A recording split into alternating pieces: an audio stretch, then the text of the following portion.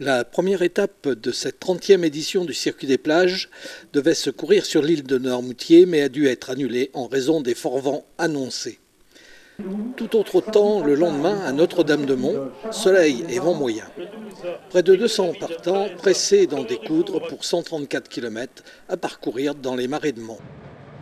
Après les traditionnelles premières velléités, la bonne échappée va partir au 48e kilomètre avec 23 coureurs.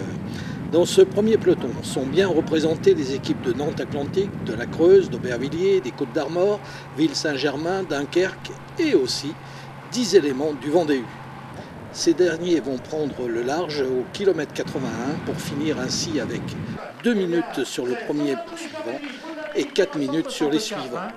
Les plaquettes retiendront le nom de Thomas Denis, nouveau sociétaire. Le Vendée-U, ça me faisait déjà rêver, voilà, encore plus. Je vois le fonctionnement et c'est au top, quoi.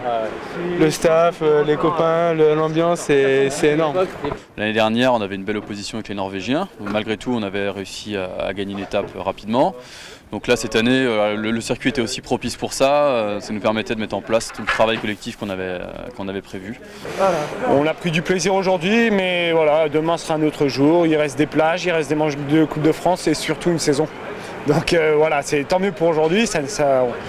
On peut dire qu'on est content de notre coup et puis ça nous met en confiance, mais la saison est longue, donc on ne va pas s'arrêter là-dessus. Ouais, c'est vraiment super, enfin on en avait parlé.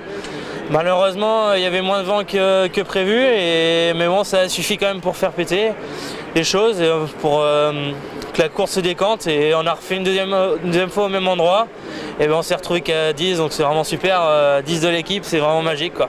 Domination sans concession ce jour donc, mais les jours prochains va rentrer en lice entre autres l'équipe piste du Kazakhstan venue se préparer pour les championnats du monde à Londres début mars.